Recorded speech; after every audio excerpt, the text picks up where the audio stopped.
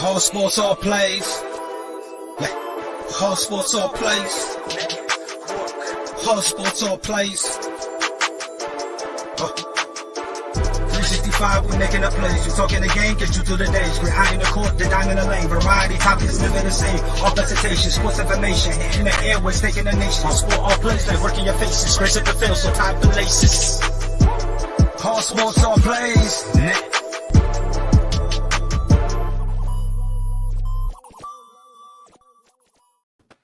Good morning. Another beautiful day. Another episode in the morning. I'm joined by Greg, Amon, and Dustin. Greg, how are you today?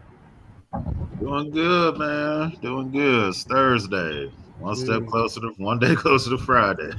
Yes, sir. Yes, sir. Amon, how you feeling? Feeling better, getting over a little bit of a cold. So Celtics won and it's getting windier in Buffalo, so things are looking up. It's kind of funny.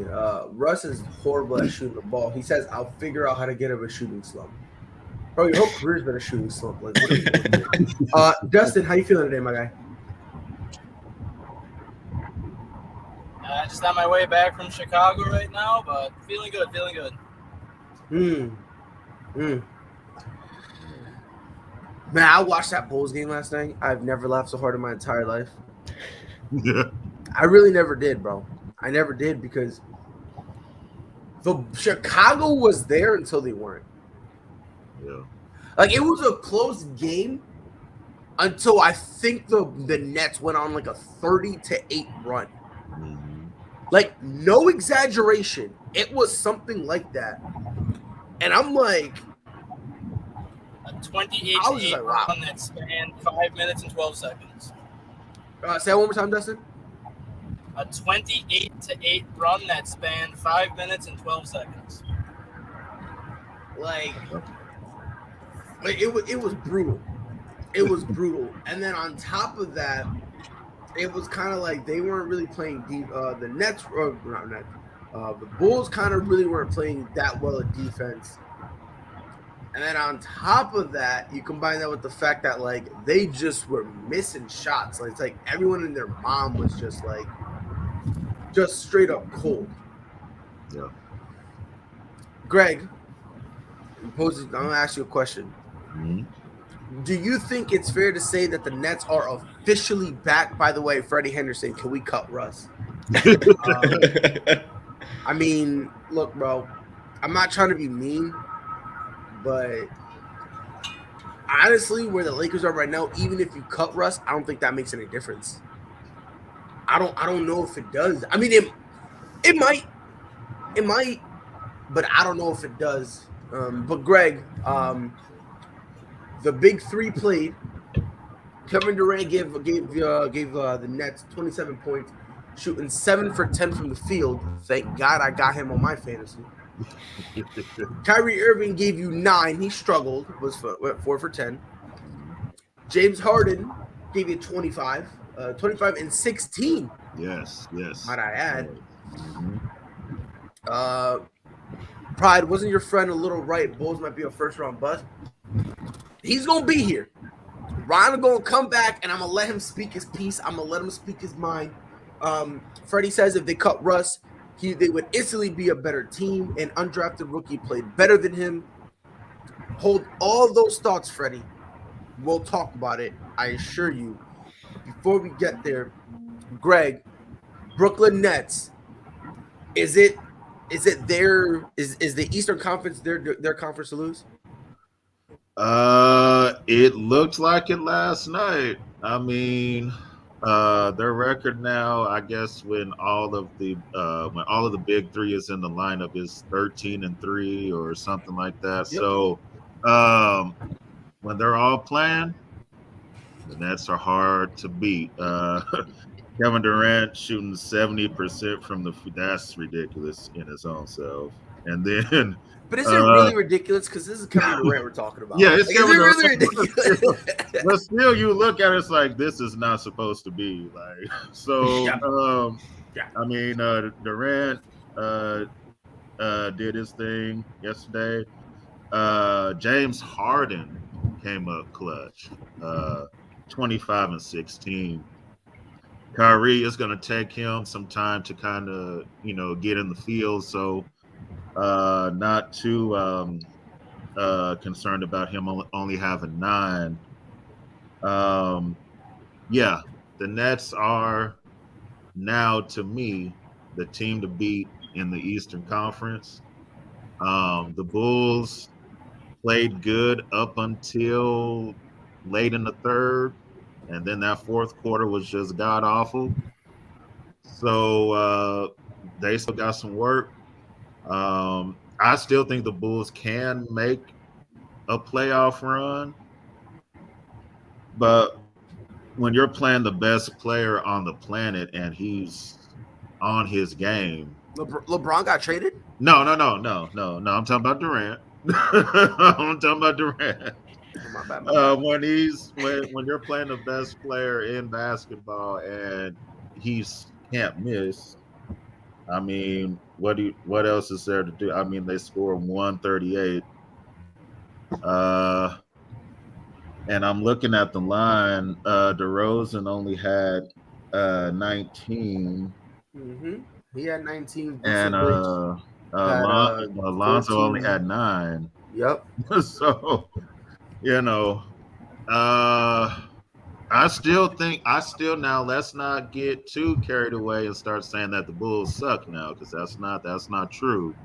It was just one bad game, but in order for them to make that deep playoff run and possibly push Brooklyn to the brink, if they do meet in the playoffs, they have to play better defense on them. You play better defense and then hope that AD has some off games, in that series. But yeah, the Nets are the team to beat in the Eastern Conference Finals. Yes. Okay. All right. Aman,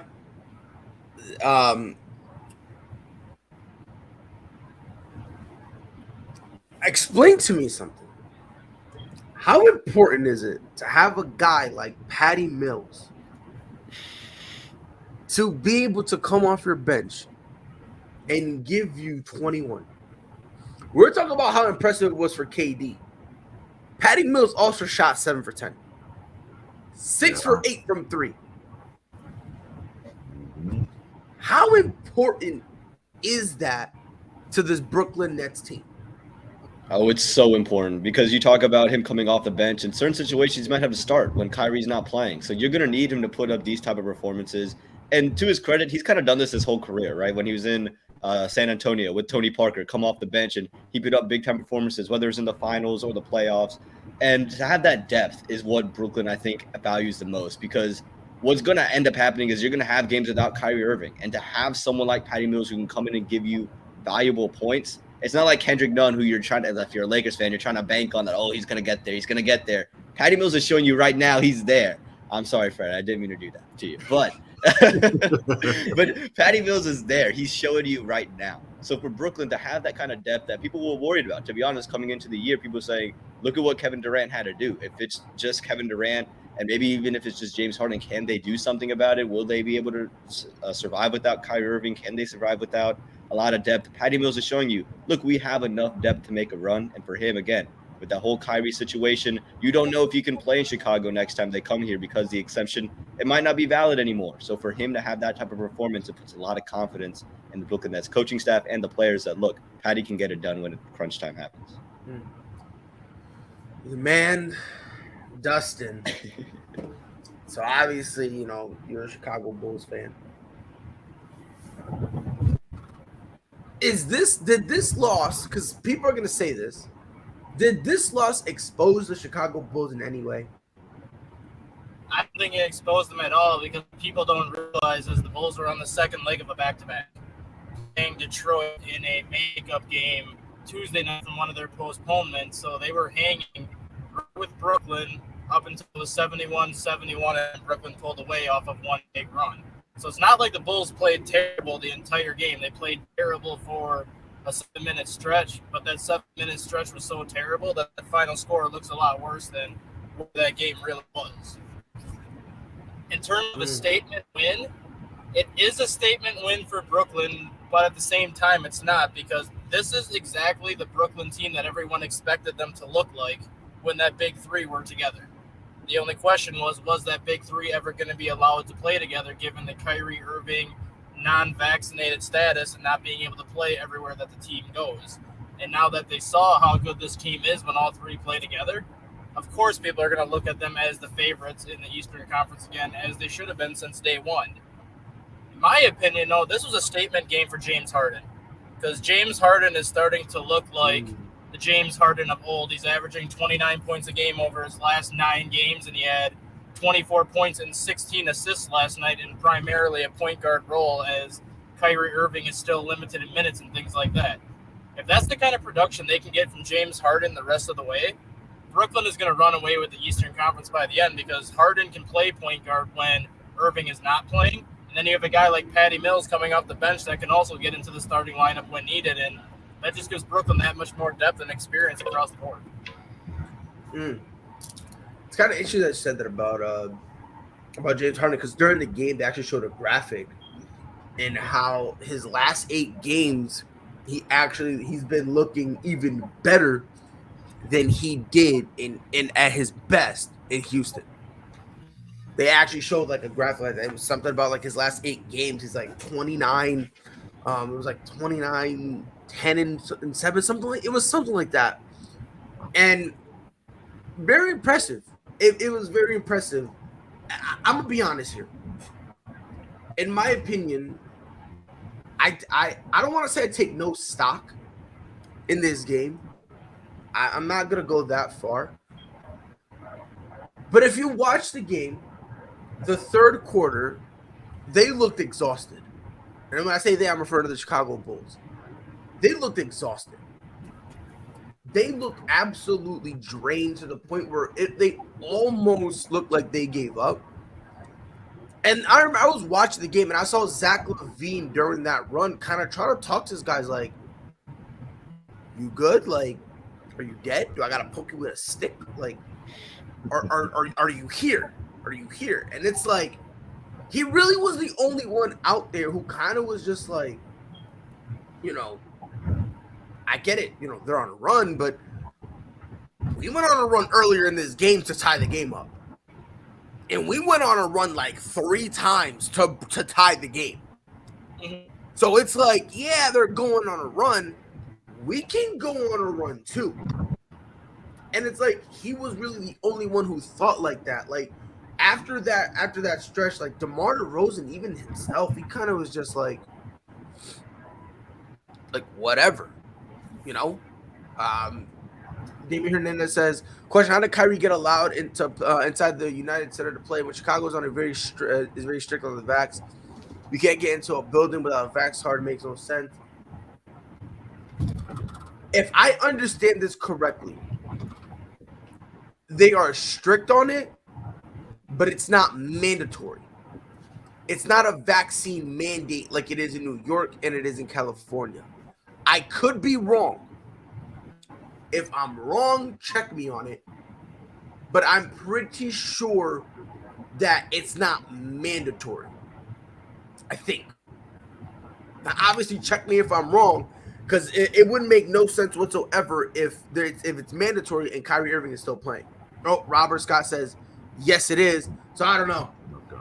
There's an exception. So it says non-resident professional athletes are exempt from Chicago's vaccine mandate for entertainment and recreational venues.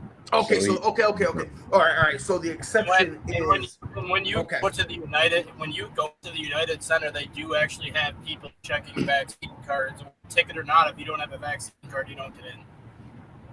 Okay.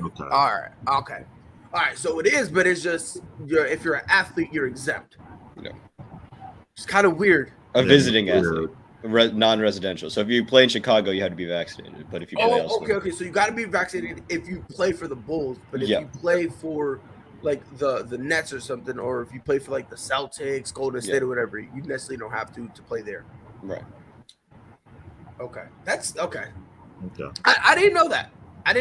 I knew that they were like talking about it, but I didn't know whether or not it was like full blown. Okay, so it's mandatory for you if you live there. If you're not, you can come by, which makes no sense because if somebody could visit and not be. And they can still spread the same germs, by the way. They just don't want the season to get over, man. It's, Nah, that's dog. all it's about, man. Nah, dog. COVID's fake. It's not real. Fake news. Come on. Yeah. It's a mind control ploy from the government. Yeah. Mm-hmm. Those that watch certain news channels, believe that. Come on, bro. Like, do better. Like, bro, this makes no sense whatsoever, bro. It makes no sense whatsoever. But, look, man, this game, I still expect this to be the Eastern Conference Finals. In my opinion, these two are the two best teams in the Eastern Conference, and it's not even close after that. Like Milwaukee, Miami. All right, don't let T see you making that face. I already told T this. He got mad at me. I told T this. He got mad at me. He got mad. He was like, nah. He's like, no. He's like, we can do it. I'm like, all right, yeah, come on. Settle down there, buckaroo. And I like T and all, but come on, bro. He's sipping on that Kool-Aid, bro. He's just sipping on that Kool-Aid. Dre said the state of Illinois has never been clear on anything. Sure. Oh my god! But I mean, if I look at it, I think it's Chicago Bulls and Brooklyn Nets. I think it's going to be one of those two. And it's like I do expect this to be the Eastern Conference final. It's going to be interesting because if I'm not mistaken, they played 3 times, right? This was the third matchup, and I think Chicago Bulls has the advantage 2-1. I think they might have one more. I think they might have one more at the end of the year. Do you think they might have one more? I think so. I think that's one of the teams that they play 4 times in the East that's not in the own division. Okay. All right. So as of now, they're 2-1. The Bulls are 2-1 against the Nets, which is something. I don't think it's going to matter about this regular season thing. Especially when you're looking at it as 2 teams like this, because playing 4, and I've said this before, dog, playing 4 times, like me personally, when you play against a team in the playoffs, your regular season record against them doesn't matter. And I'm in the minority when because I've said this before, and people look at me like I'm dumb, and I'm like, you just don't know what you're talking about, because now when you're playing somebody 7 games in a row. That alone changes the entire dynamic. Because it's not like you're going and you go play someone at the beginning of the season. Now you guys are figuring it out. Now you're playing them at about 33% of the season. You're not the same team. You gelled more. And then you move bro. When you're playing in a 7-game series, A, you are who you are, and B, if you get injured, that's going to make more of an impact now. Like all the little things that people usually take for granted, when it comes to a 7-game series, it gets exasperated, bro. Like it's legit, and I don't. And Robert said it perfectly. You can't use the same game plan. You can't use the same game plan unless you're Golden State with Kevin Durant. That's the only way you can use the same game plan. If you're not Golden State with Kevin Durant, you can't do the same thing. You got to go up there and say, okay, this is what we're doing this game, right? And I'm talking about if you have if you don't have an all-time great player. All right, here's what we're gonna do. Game 1, you're gonna be that guy, right? Now game 2, we're gonna work the paint. Whatever big man we have, and you have to do that. And on top of that, there's also those in between plays that you need to adjust. And that one play that happens in game 2 could be the make or break moment that costs you the series. But again, if a team goes 4-0 against a team in the regular season, then they're gonna sweep them in the playoffs. No, I'm telling you, bro. In this industry, bro, we gotta watch who we allow to talk about games, bro. Because people go to ESPN and just regurgitate that stuff, and it's just buck wild to me, man. Greg, you wanted to say something? No, yeah, I was just gonna say, we just saw that last year, wasn't it? The Nets dominated the Bucks in the regular season, and then when it was playoff time, they ended up losing that series. So Yeah. it doesn't matter. Regular season doesn't matter. I don't know, man. I just work It's here. not only that, though, but this is what you would expect from the two best teams in the Eastern Conference. The Bulls took round 1 and round 2. The Nets took round 3. Who's going to take round 4? And then if these teams get into the playoff, there's a potential for this to go 7 more rounds. So it's not about like one game here or there. It's ultimately who's going to be able to win this potential 11-round fight at the end of the year. Yep. Yep. And again, that's really what it comes down to. It's gonna be very interesting though. I'm definitely gonna keep my eye on it. If they play one more time, I'm gonna watch it. Because it's a nice little preview, but don't take that at face value. That's all I'm saying. Don't take the wins and losses right now at face value, because how many times have we seen? To Greg's point, how many times have we seen a team get swept? They meet in the playoffs, and all of a sudden it's a completely different animal. Yep. So, obviously do with that as you will. I just Robert said it's better than watching the Lakers and the Kings. I just looked at the Bulls' schedule. They do not play the Nets the rest of the regular. Okay. So they don't. All right. Yeah, they don't. Yeah, this was right, it. So okay, so that Chicago won the series 2-1. Does that mean they're gonna sweep Brooklyn? No, absolutely no. No. There's morons out there that's gonna think that. There's morons out there that's gonna think that, man. And honestly, if you're Brooklyn, this actually could be a good thing for them too, because if Kyrie Irving is not allowed to play in Brooklyn at the end of the year, and the Bulls get home court over Brooklyn, Kyrie Irving gets to go to Chicago for 4 games as opposed to playing in New York for 3. Dog, I said this. If I'm Brooklyn, I'm dropping to the 6th seed. On purpose. I am on purpose dropping to the 6th seed. I was just thinking this yesterday. It's crazy. And ever since Kyrie Irving returned, I've been saying that if I'm them, I drop to the 6th seed, because now in any 7-game series, no matter who you're playing, in any 7-game series, you have Kyrie for 4 games. Mm-hmm. You know what's crazy? Brooklyn could just say, hey, we're just going to pay the fine, because it's a $5,000 fine if they play Kyrie at home. So in the playoffs, they could just go, okay, here's $5,000 every game. Well, that's the fine. Someone fact check me on this, because I saw something about it. I don't know if it's true or not. It's not just a fine, because if they continue to do it, they could risk having the Barclays Center shut down. Oh, really? Okay.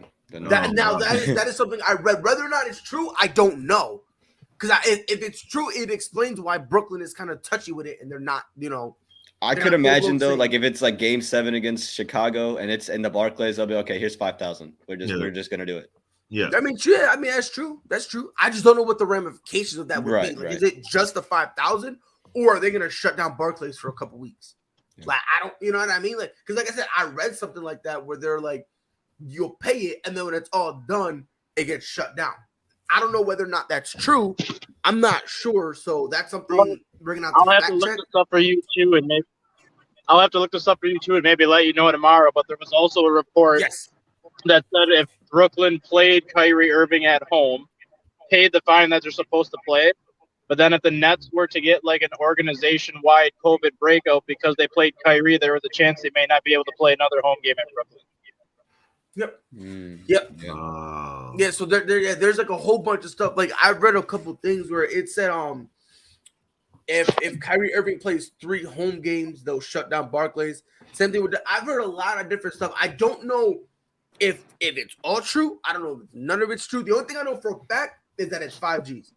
That's all I know for a fact. Now after that, it's kind of murky. And again, like in Ahmad, to your point, if it's Game 7.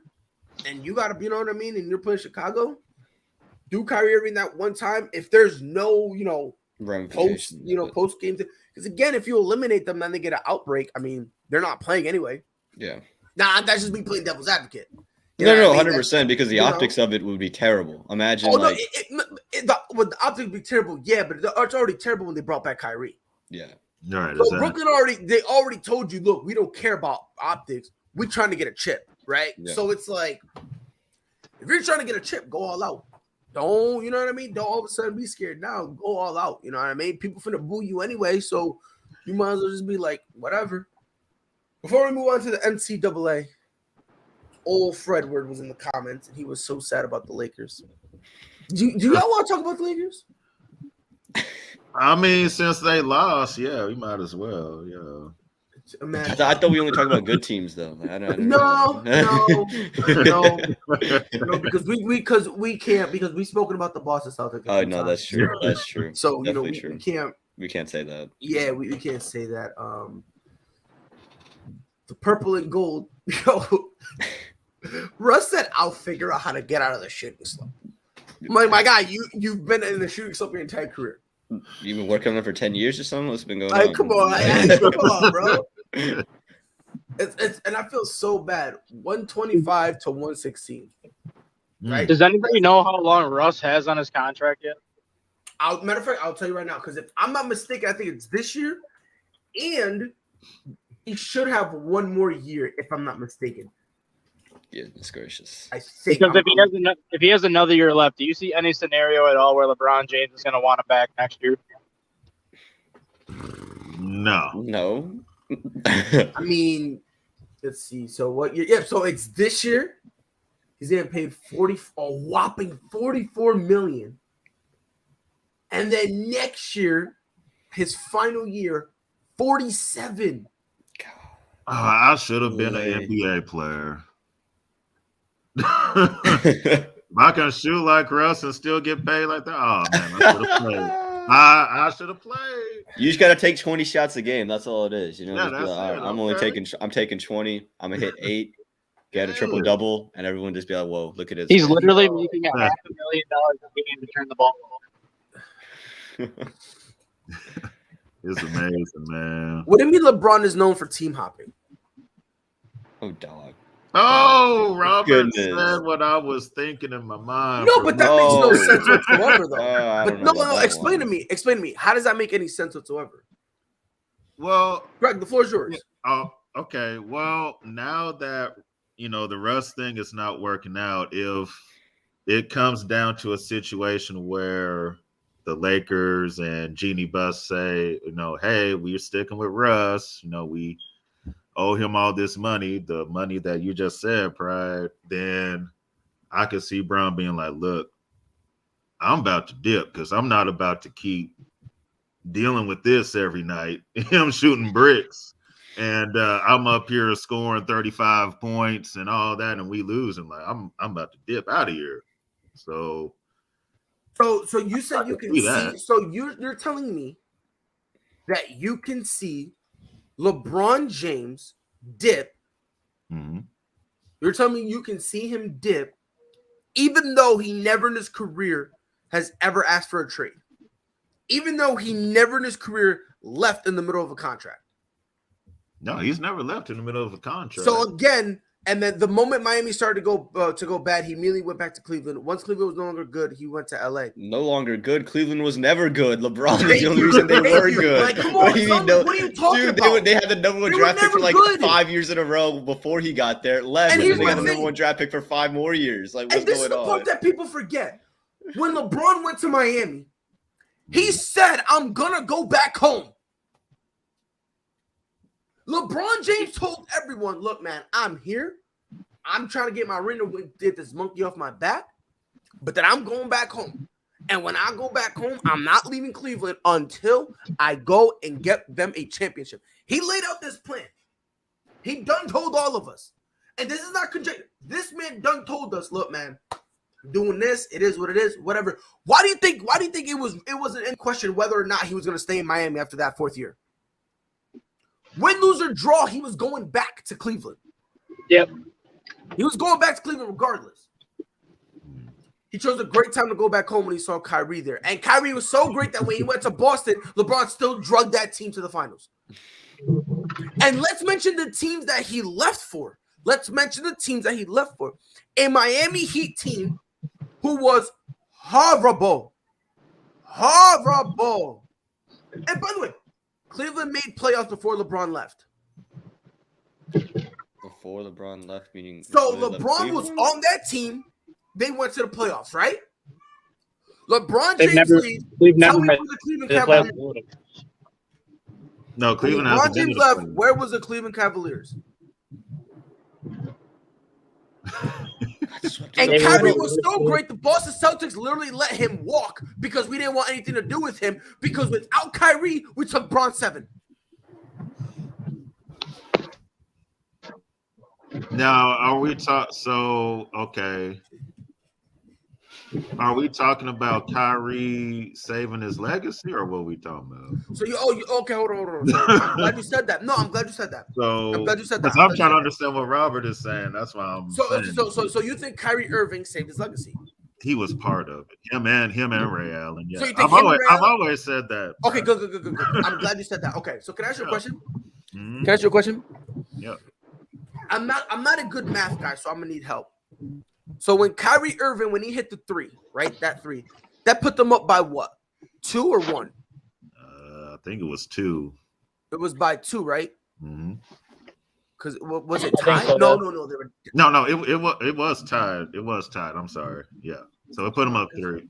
Put him up Because 3. I'm not good with math. I'm not good with math. It was tied. They were missing shots back and forth Yeah, for like Steph 2 missed like minutes two back-to-back threes. I remember like 1 3 from the top, and then I think 1 from the corner. Yeah. And then Mario Space tried to hit one. Mario Space. Yeah, because I'm not smart when it comes to that. So it was 93 to 89, right? Yes, 83 to 99, or 93 to 89, right? So Kyrie Irving had 26 points. Yeah, that definitely saved LeBron's legacy. Oh wait, LeBron had 27. Huh. Well, how many assists did Kyrie Irving have? Because if he saved his legacy, he must have 20 assists. Oh, he only had 1. Compared to LeBron James 11. Well, listen. Sometimes listen. No rebounds, no rings, right? So maybe Kyrie Irving had that's 6 rebounds to LeBron James 11. Huh. Interesting. It's bizarre. It's almost as if. It's almost as if, for impressive as that shot was, you can't say it saved his legacy. Interesting. But if he doesn't make that shot, they don't. Hold on, real quick. See, you LeBron fans refuse to give anyone else credit. LeBron was not winning without Kyrie. That was the year. That was proved year prior when Kevin Love and Kyrie were injured, and Kyrie wasn't winning without LeBron. Proven by the past 5 years.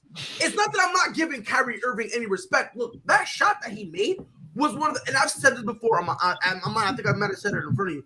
That was by far one of, if not the most clutchest shot I've ever seen in my entire life. I'm not taking nothing away from him, but you sit there and pretend like that saved his legacy when we need to take into consideration that when LeBron had that block, we need to put that in context. Because without that block, guess what happens?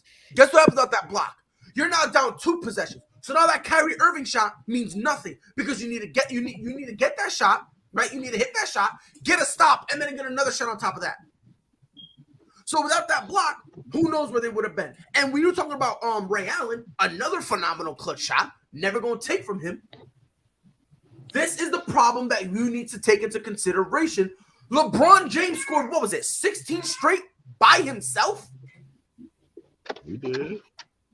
So again, if LeBron doesn't do that, then that shot Ray Allen hit doesn't mean anything. It's a great shot from Ray Allen, great shot from Kyrie. Kyrie is clutch, Ray Allen is clutch. No one has ever, at least I've never heard anybody ever make any argument that neither two of those gentlemen are not clutch. Because whoever has said that, bring them to me and I will slap them. No problem. But to insinuate that, they saved his legacy, that's absurd. That's absurd because, Aman, correct me if I'm wrong, LeBron beat the Celtics so bad that Ray Allen ran to Miami. Yeah. Ray Allen he took less money and a lesser role to go to Miami. He did. say that saved his legacy. Hold on. I'm not saying it saved his legacy. I'm saying he wants to tip the scales in his favor. That man does not want competition. But it's not that he doesn't want competition. It's just LeBron James doesn't want to always go, and he doesn't want to always be the guy to have to average a triple-double so they lose by 10. Think about it. LeBron James right now, he's got to, and Dustin, if I'm wrong, let me know. He's got to drop 40 just for them to lose by 15. For the most part, yeah. He's got to have a superb, phenomenal game so they still lose by double digits. Yeah, now, yeah, because no, but that's how it was before too. That's how it was before in Cleveland. I think the only place you can say. Go I was ahead. literally about to say that this is exactly what it was like when he took that Mo Williams team to the finals the first year, where he pretty much had to give you a triple-double every night to keep you competitive, and it didn't matter at that point. They got to the finals, yes, but for the most part, they didn't have anybody around him with a supporting cast that could do anything. Right. You would think that having guys like Russell Westbrook and all these other people give you a good supporting cast. They're not giving that to him right now, and now he's just basically trying to carry a team when he's at the point where he no longer can do that. Right. And so are you saying Kyrie will always need help to be good? He will always be number 2? Kyrie Irving is a number 2. I mean, is what I'm saying controversial? No, he's always been number 2. I mean, like, and listen, great talent. He's a great talent. Don't get it twisted. But there's always going to be a number 1, and there's always going to be a number 2. Kyrie Irving is a number 2. Is that controversial? Is that a hot take? No, I don't think so. No, Kyrie's always been all right. number 2. No, okay, because I'm saying it. Like, you haven't said something that just sounds like common sense. But then when you say it, you just start doubting yourself just a little bit and thinking, that's where I just was. I was just in this moment where I'm like, am I bugging? I mean, look. And by the way, and I saw somebody, where is it? All right, here. He wanted Russ there. That's his fault. I've been consistent with this. Greg, I said it to you. I might have said it to you, Aman, and I might have said it to Dustin. LeBron James needs to wear this L, and when they get bounced in the first round, before LeBron James looks at Russ, before he looks at AD, he needs to have his hand up and say, it's my fault, because if I don't say nothing, we do not get Russ. If you don't say nothing, not only do you not get Russ, but you probably get DeRozan. Think about it. You could have gotten Buddy Hield, DeMar DeRozan, and kept Alex Caruso. They could have had all that. And that's why I'm saying, man, look, and again, we also need to put this on Lakers management as well. Because I understand, they wanted to win and all that stuff, but I'm not a smart dude. Right? I'm not like when y'all see me out here kind of boasting and whatnot, this is what I call a facade, right? It's a mask. You know that future song? Shit. It's all masked off, right? So when the mask, right? So I'm not a smart dude. I'm dumb, right? Like, I need to Google what 2 + 2 is, and I'll still put down 5, right? My daughter teaches me the alphabet, okay? I am not smart at all. I say this all the time. I passed high school simply because of attendance. I would always get zeros on my test because I would even get my own name wrong, okay? All this being known, like all me bearing my soul to y'all, even I knew that Russ going to LA would not fit. Yep. And I've been saying this, and I've had people call me dumb. People tell me how quick we forget and all this stuff. And I'm like, look, I understand Russ is an MVP. Just because you get one MVP, combine it with another MVP, and throw in a potential MVP and call that your big 3 doesn't necessarily mean it's going to work. Because the reason a big 3 works is because everyone does something different. Yep. Yep. Like D-Wade was able in Miami when it was him, Braun, and Chris Bosh. Chris Bosh was the big man. He was, you know what I mean? Like he could spread the floor, sure. But again, if you needed him in the paint, he could do that. LeBron obviously starting on year 2 because LeBron was being timid year 1, which again is a knock I also had on him. He was being more timid, but when year 2 going forward, he was a playmaker and he was obviously the best player on that team. And then D-Wade was just an ISO bucket. Same thing when you go over to Cleveland. Kyrie was the ISO bucket, Kevin Love was the big man, and Brown was just, he was the facilitator that would give you 27. You now come to LA and you have Braun, who's ball dominant, AD, who this year just doesn't care. I don't know what it is. I'm hoping him coming back from the injury is gonna kind of snap him out of it. I hope. And then you have Russell Westbrook, who again, but the triple doubles are amazing, but they don't win. They don't win you basketball games in the playoffs. They don't. Not the way he does it. Nope. No. Mm-mm. And if you don't believe me, it's simple. Hasn't he had a quadruple double too, where he turned it over 10 times in a game? Yes. He's had a few. He's had a few of the triple doubles that everyone boasts about. There's a good amount of them that the last one that the double digits wasn't assists or rebounds. It was turnovers. There have been times where he's gotten double digits points, double digits assists, and double digit turnovers. But here's my thing with that, like. And by the way, someone says Lakers will be better off with Kuz, in my opinion. I don't think so. No, I don't think so. Yeah. I think. I mean, they might be a little better because I guess Kuzma would play a little better defense, maybe. But I don't think so. And this is how I look at it. Hey, baby girl. But this is how I look at it, man. And I've said this from the beginning, and people got mad at me. And they call me dumb. And here we are, lo and behold, yet again, time has proven me right. When they first traded Kyle Kuzma for Russell Westbrook, I said all the Lakers did was trade for an older Kyle Kuzma. Because when Kyle Kuzma was with the Lakers, he not only did not fit, but he just looked off. He just looked off. Nobody knew. Every single time we saw him on and off the court, Kyle Kuzma just looked weird. He looked like he didn't belong. Fast forward to now. Russell Westbrook looks weird. He looks off. And on and off the court, he looks like he does not fit. Lo and behold, time has once again proven me right. I'm about to yell at my daughter real quick like I'm LeBron yelling at Russ. You better not make a mess. All right? All right. She listens more than Russ, so you feel me? You got to put this into perspective too. You said he's making $44 million right now, right? Yes. You add DeMar DeRozan, Alex Caruso, and Buddy Hield. Their combined contract is around $37 million between the three of them. They would still have an additional $7 million to play with to add somebody else.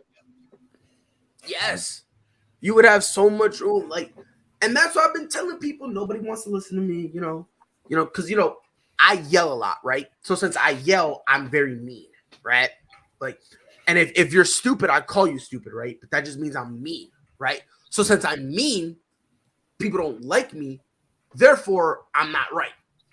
That's kind of like their logic. But all I'm saying, every single thing I said. Anyone here watch UFC at all? Yeah, sometimes. You watch it, Greg? Sometimes, yeah. All right, Greg. Let me know if you get this one. Call me Mystic Mac, because I predict these things. Call me Conor McGregor, man, because I've been saying this for how long, man? I've been screaming this for ever. And now that it's happening, I just want to. Well, I want to pat myself too because I said it was going to be a disaster. Pat yourself on the back. Me too. I'm going to join in. Pat ourselves on the back. Dustin, you're driving. Pat yourself on the back later. You're driving. I'm patting myself on the leg. Because I almost said, Dustin, pat yourself on the back. And I was like, hold on. He's driving. Don't do that because things will get too sticky too quick. And I will. But And on top of that, Anthony Price says, Pride you right, says AD got the ring, don't care no more. And that's really the sad part about it, because I believed that this was the year that Anthony Davis was gonna win an MVP award. Like preseason, I voted. When I gave my preseason vote, I gave it to AD because in my mind I thought now he's gonna have to step up, because let's be honest, Russ being in your big three, I put Russ in the same categories I put Paul George. Him in your big three, you're not winning. And people get mad at me for that, but I've been saying if Paul George is part of your big three, you're not gonna win. If Russell Westbrook is part of your big three, you're not gonna win. Right? So I thought with all that, now obviously LeBron's gonna have to, he's gonna have to do his thing. And I did think this year he would be playing at a higher level. I did. I just thought I would see Anthony Davis play at a higher level. You feel me? And now it's like, bam, like forget wishing he could play at a higher level. Can he just play? Like, that's where I'm at with AD right now, dog. Like, listen, bro, you my dog and everything, you feel me? Like the Brown and whatnot, but we need to figure something out for you, homeboy. Because it's rough, man. And on top of that, it's not even just rough for the Lakers, too. This team, and Greg, if I'm wrong, let me know. I just never seen a team just consistently get a nice lead and then just look at the other team and say, you guys ready? Tag. Now it's your turn. And then all of a sudden, it's like kind of what happened with the Bulls and Brooklyn. Dustin, not to throw any salt on that wound. No, I'm but not. The Lakers were going on a good run, and all of a sudden they just shrugged their shoulders. Exactly. And the next thing you know, LeBron leaves. They're up 7. LeBron literally takes a swig, blinks, looks up at the scoreboard. One possession hasn't even passed yet. It's still the same shot clock that LeBron James got out on. Looks up and he's like, how the hell are we down by 10? Like, it's wild, bro. Pride, you say that, and like I literally had that kind of moment. I went up to take a Tylenol. I put it in my mouth, drank some water. I looked at the score. I said, weren't the Lakers just up 10? How is it a 2-point game? I'm dead serious, dude. I'm watching this like I just went to go take a Tylenol. Why are the Lakers? How are they down 2? And that's like one of their problems. So, Greg, let me ask you something. Because we're being mean to Russell Westbrook. Matter of fact, hold on. We're gonna be nice. Hold on. Because we need to stop being rude to Russell Westbrook. You feel me? He is a phenomenal once in a generation talent. The ice cold player of the game. Free Russell Westbrook. Every time I see comments like that, I respond to that. That's what. Anthony Price says Russ going to make LeBron retire from the NBA. LeBron doing good for the first half of the season. Now the second half, watch his body hurt. And honestly, that's a fear that a lot of people have. But before we get to that, Greg, defensively, how are you fixing this team? The only way, and it kind of hurts me to say it because this player cannot. He's just as bad at shooting as Russell Westbrook. But if they trade Russ for Simmons for Ben Simmons, that's the only way they can get better on defense. I will give Ben Simmons that he's a good defensive player, but he shoots just as bad as Russ, or if he's not scared to shoot. So that's the only way if they can figure out some trade, that way. But other than that, they're just not a good defensive team. They're giving up. I don't know the exact number. It's got to be like 120 almost every game. Or maybe I'm off by, a few points. But you're talking about the Lakers? Yeah, Lakers. Yeah. Are they giving up like 120 or something like that? It's not that bad. I don't know the exact. Like 115, 114, 115, I think. No, hold on. I'm about to pull it up right now. Hold on. Give me 1 second. Because that's what I like. Hold on. So they're giving him about 112. 12. Okay. Yeah, 112. Okay. Almost so 113. All right. So not as bad as I thought originally. Well, in their last 3, they're giving up 123. So Okay. Yeah. Recency. Yeah. So they haven't been good all season. Now, is part of that on Frank Vogel? Yeah, if you want to put some blame on him, sure. But Russ has to play better defense. Braun, he's doing all that he can at the age that he is at.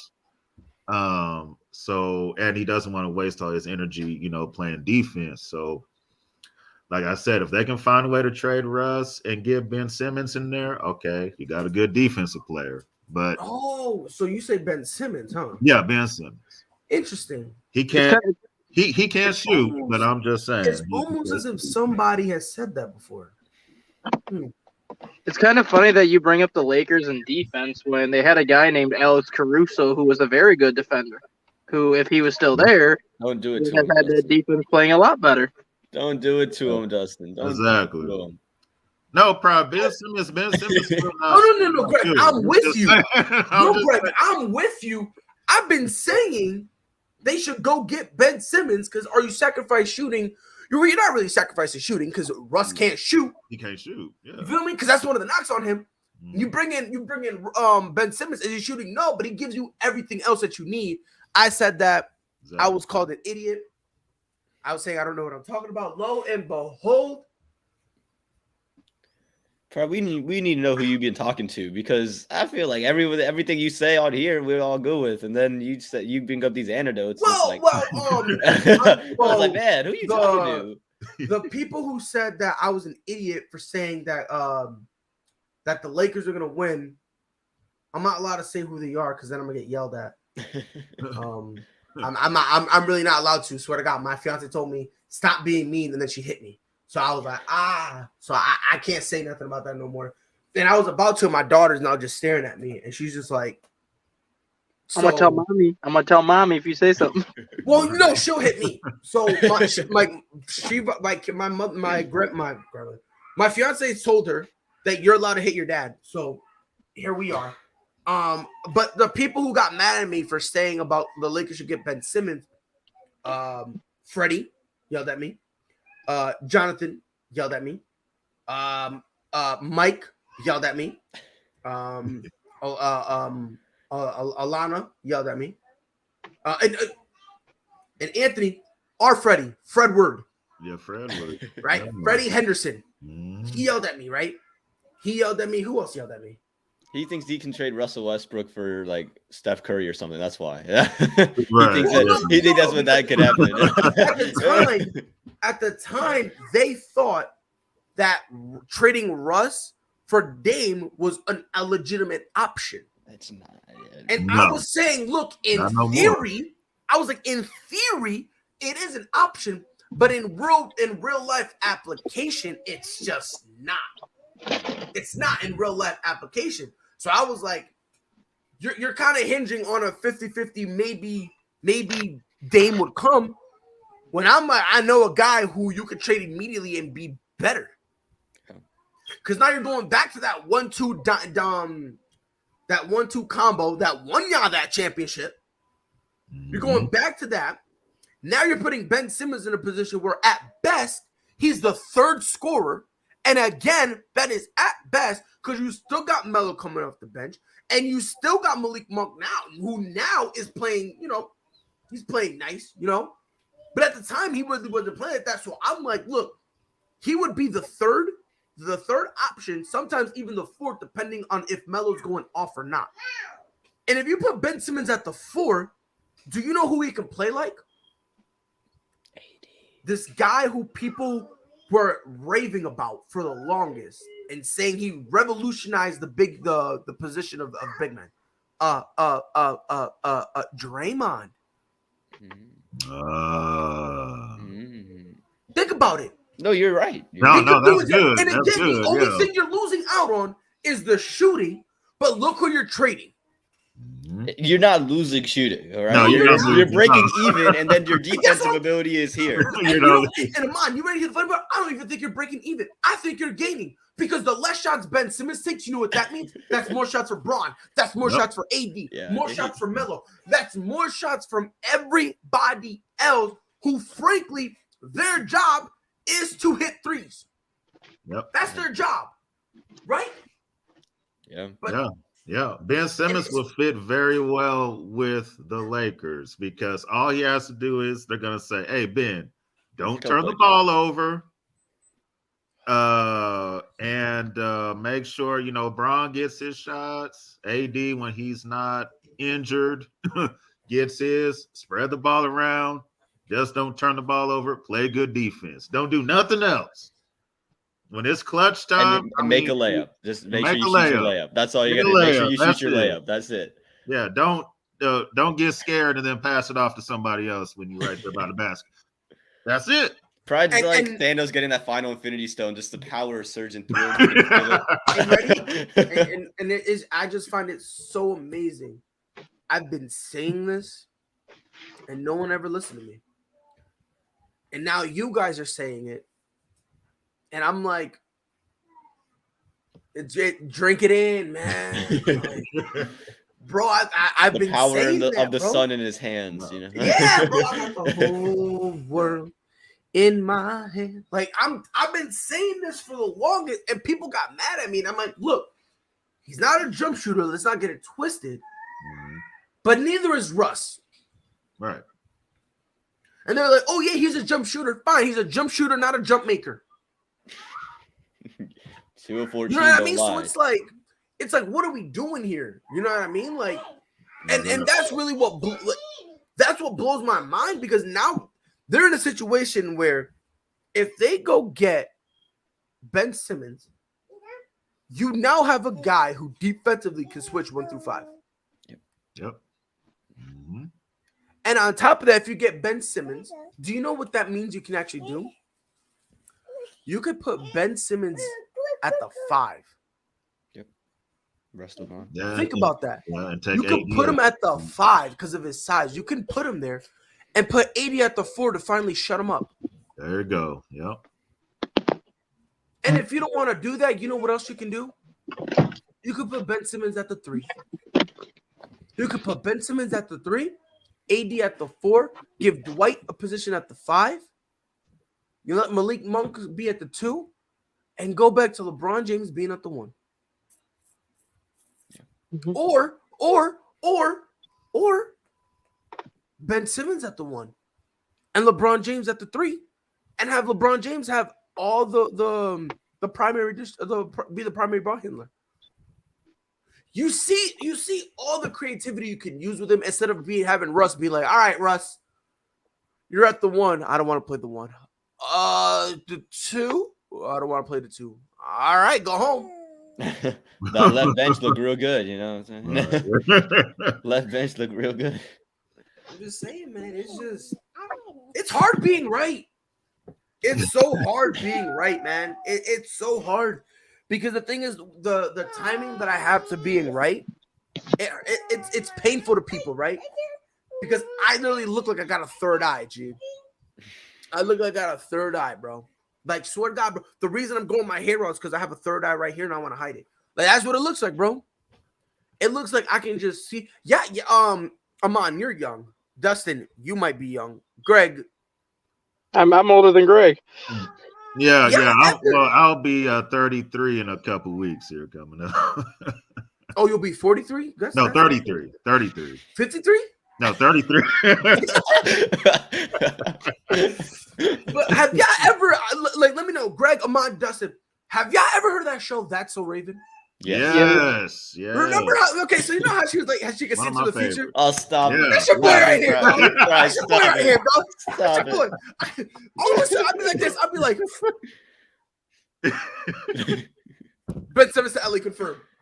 Like, yo, I'm telling y'all, dog. I'm telling y'all, because I've been saying this stuff for the longest, man. LeBron James wishes he had that power that he could see when Russell's about to turn it over and then basically go back and be like, "No, give me the ball. You go here." Russ, do not shoot. Right. He's like, no, I want to shoot. He's like, come on, give me.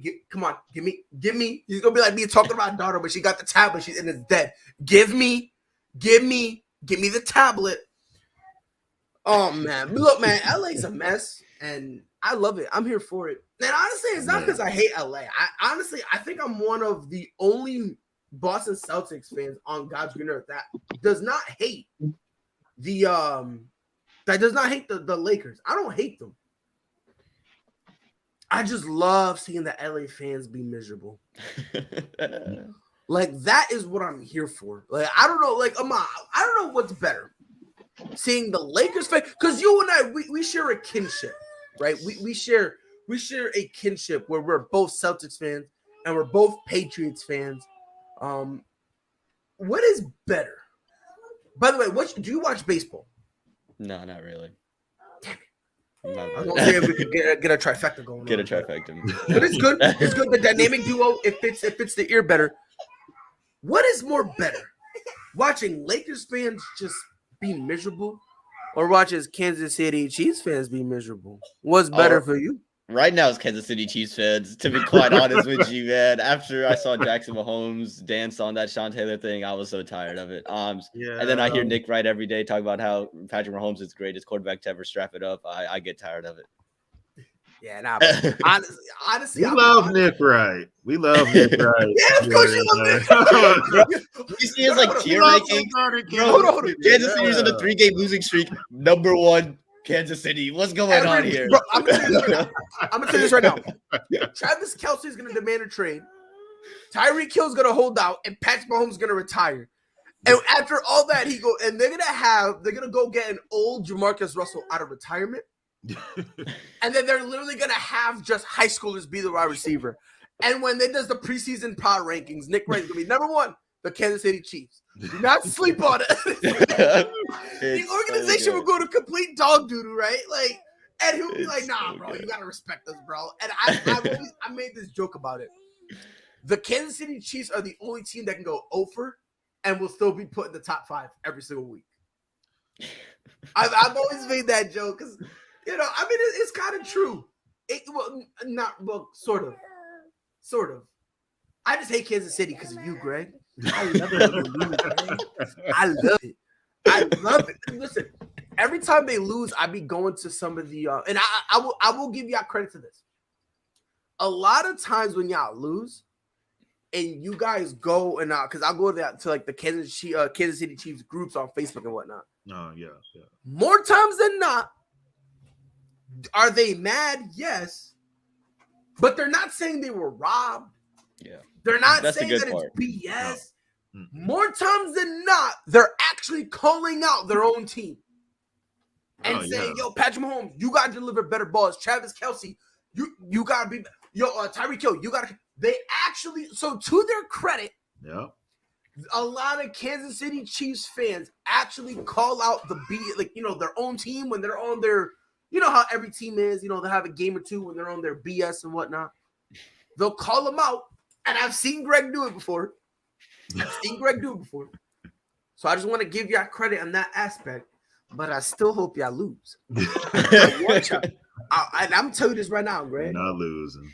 Greg, y'all going to lose. And when y'all lose, I'm going to love it. I'm going to be here. I'm going to be here for it. Because you want to know why? You know who you got going to lose to? Who is it? Come on, you know who they're going to lose to. The greatest organization to ever grace God's green earth, led by the greatest head coach and GM to ever wear half cut-off hoodies, half-sleeve hoodies. The former home of the greatest quarterback to ever grace God's green earth. Oh, by the way, his name. Because from now on, I made a bet with myself. So from now on, you know how I always say Tom Brady's legit name. My guy Bill Belichick. He hit threes on the low because his name is William Stephen Belichick. What a guy. What a guy. Right? Ron. Definitely. Ron. Hey, fellas. What's going on, Ron? The floor is yours. The Nets beat the Bulls Enjoy it. Have your opportunity. Floor is yours, my guy. Wow, we getting right to that. Lord Right to have it? mercy.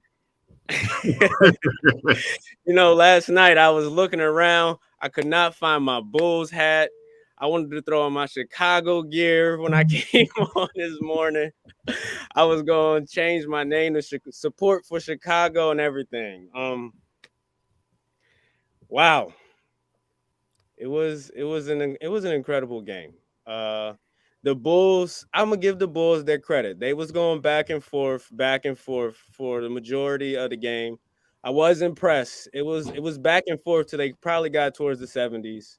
Then the Nets switched that championship switch, and they ended the game with a bang. And Chicago could not keep up.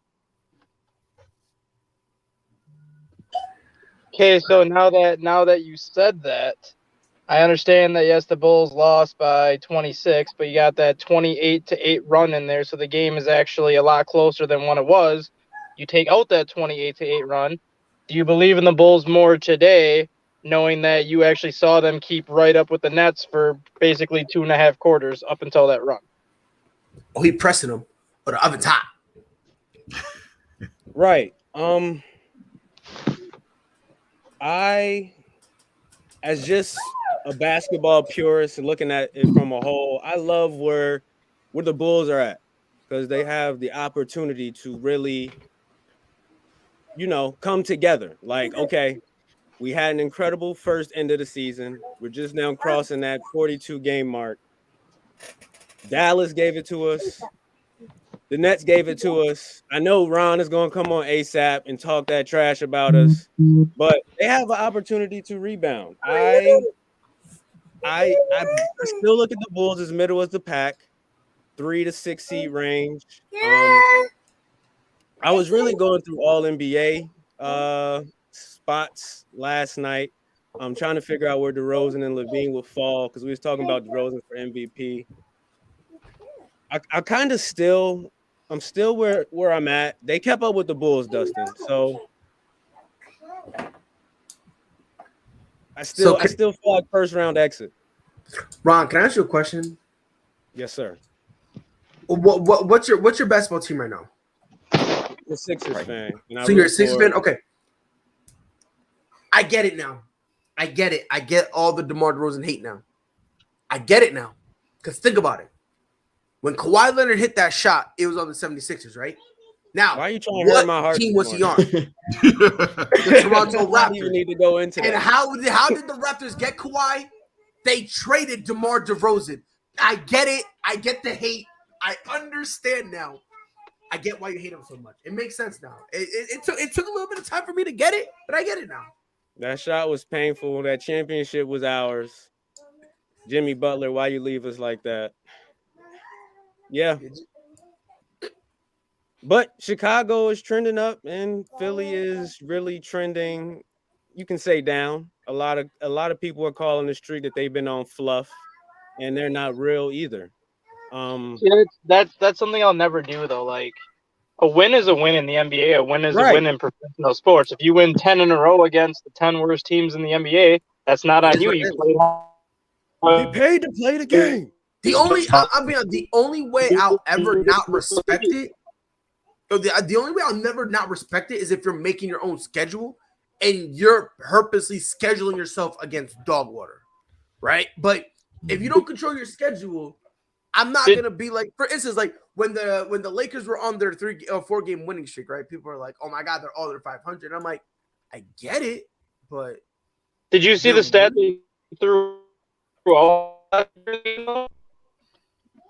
Last night was the first win Brooklyn had against the top 3 team in either conference. They were 0-9 heading into that game.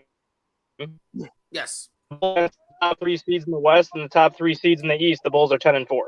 So the Bulls have actually played better. And real quick, before I let you go, Ron, fact check this for me. I saw something. I saw like a picture a couple days ago that the Nets were 10-10 when they played anybody over 500. Yeah, they're like 10 500 ball club.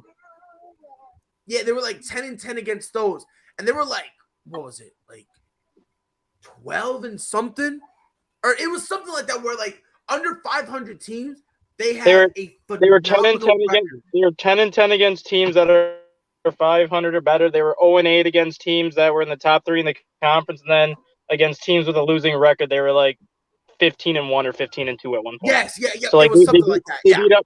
They were beating up the teams they were supposed to beat, but then when they went up against some of the better teams, they had yet to really show that they can beat any of those good teams up until last night. All right, but go ahead, Ron. But guys, if we're gonna do stats, what about the stat they're 13 and 3 when the big three plays together? But, Yeah.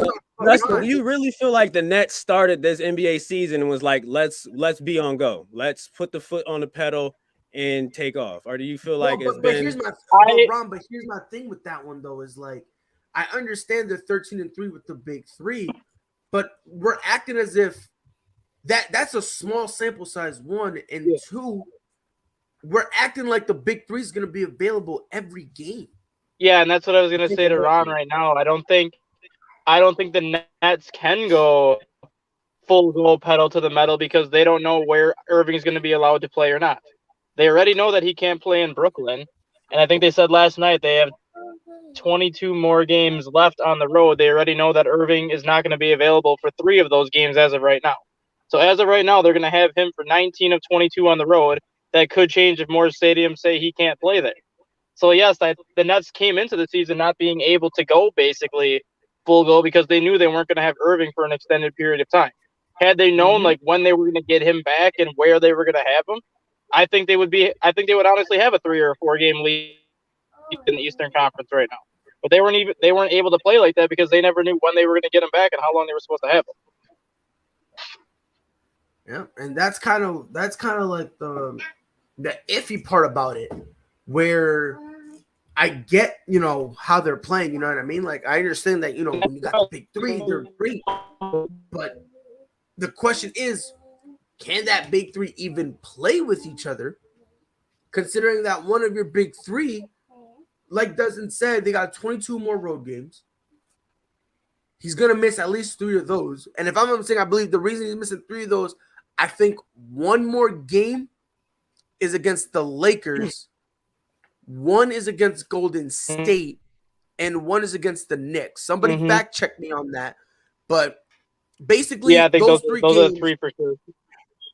Yeah, like of the 3 games, I think they're playing the Knicks one more time, and then it's one of the California teams that they're playing. I think it's one Lakers and one Golden State, if I'm not mistaken. But so if we look behind the lens of the game, the Bulls on average this year shoot about 38-39% from 3. Last night they were 36. That's not that big of a drop off. I would say their biggest deficit was DeMar DeRozan. He went 7 for 16. That is the Bulls actually lead the NBA in 3-point percentage. Right.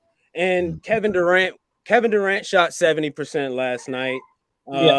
James Harden was 50%. James Harden went 5 for 8 from 3. Patty Mills went like 6 for 9 from 3. He was on fire. So the Nets were a little hot. But the biggest thing that sticks out to me is Day'Ron Sharpe, center. He went 10 for 14 at 20 points for the Nets. Like Chicago. Day'Ron That's kind of what we've been talking about. They need to make a move and shore up that front court. Yeah. And if you look at what Ron's saying too, a lot of Day'Ron Sharpe's buckets came once that run started, where it was basically the Bulls just kept turning the damn ball over. It would be a 4-2 the other way, and they would just drop it down to Sharpe for a layup. Exactly, because again, not against Sharpe, but let's stop pretending like he was out there dominating. Like, of all his buckets, like what? You can make a case that at least 7 of his 10 made shots were on fast breaks. They were on fast breaks when they had numbers. 4 second chances, 4 second chance off a miss where nobody got back to rebound. Exactly. And we need to take into consideration there were a couple of the fast breaks where they had numbers and they refused to pass it to Sharpe. Yeah. Like during that crucial stretch. Day'Ron led in rebounding too. He had 7. Lonzo Ball, I don't know if he leads the Bulls in rebounding, but he can't have 7 as well and be the highest rebounding. rebounding, but by some odd points, they were playing Vucevic out on the perimeter more, just trying to get more people to make a three. I don't know, man. I've always said this, dog. I don't care what team you are. I don't care what your metrics, or if one team is shooting over 50% from the 3-point line and another is not, you're gonna lose. You know what I mean? And that's just how I've always looked. Like it really doesn't matter. The Chicago Bulls shot 36% from 3, which respectable. To Ron's point, it's respectable. But then you also got I was about to say Golden State, but might as well because they were shooting like Golden State. The Brooklyn Nets, 53%. Yep. You know, and if you so look at the 3 games the Bulls and the Nets have played against each other this year, the first game that the Bulls won in Chicago shot 60% from deep, and the Nets shot 33%. The second time these teams met in Brooklyn, I think the Bulls shot 42% from beyond the arc, and the Nets shot 40% beyond the arc, which was basically even, and the Bulls won that game by 3.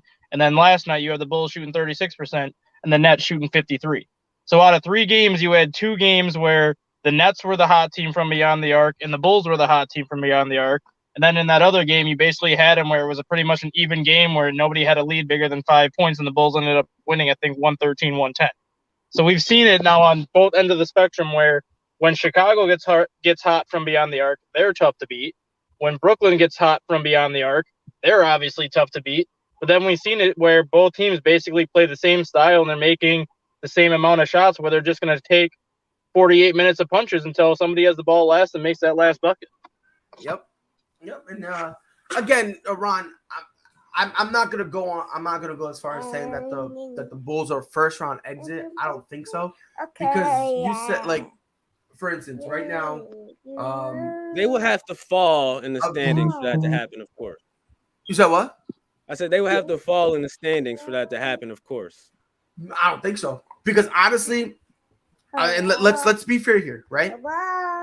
Right now, we're gonna go with the top 8 seeds, right? We're gonna basically pretend as if the play-in, everything stays the same, right? So, Bulls, the Chicago Bulls, Toronto Raptors, who's winning? That's Bulls, right? We all agree on that, right? Yeah. That's the one in the 8 right now. Yeah. Right. Okay. Yeah. The Hornets, that's Bulls, right? Yep. Yeah. They're gonna win there. All right. The Cavaliers, Bulls, right? That would be, I think that'd be a 6 or 7 game series, but I think the Bulls would win. Yeah, the Bulls win. No, don't get it. It'll be a tough game. Game. Yeah. But I believe it at the end of the day, the Bulls will win, right? Yep. Right.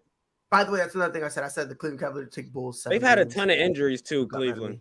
That might be like 5. Maybe. No, I'm gonna say 6. I'll say 6. I'll still say 6. I'll still say 6. Yeah, but now those injuries definitely are gonna hamper them. The 76ers. 7. That's the team that the Bulls don't want to see. Yeah. If the Bulls get Philadelphia in the first round, I would give the Bulls a first round exit in 7 games. Yeah. Philadelphia is 2-0 against Chicago this year, and they manhandled them twice. Absolutely manhandled them twice. Yeah. Embiid is on a tear. And that was when the Bulls. And that was when the Bulls actually had all the pieces. Bugging, man. Unless you got 7 straight games with 34. No way. Get out of here, man. Look, Joel Embiid, he's a bad boy. Let's not get that out the way, right? He's a bad boy. Yeah. Okay? Him alone, he's not carrying this franchise.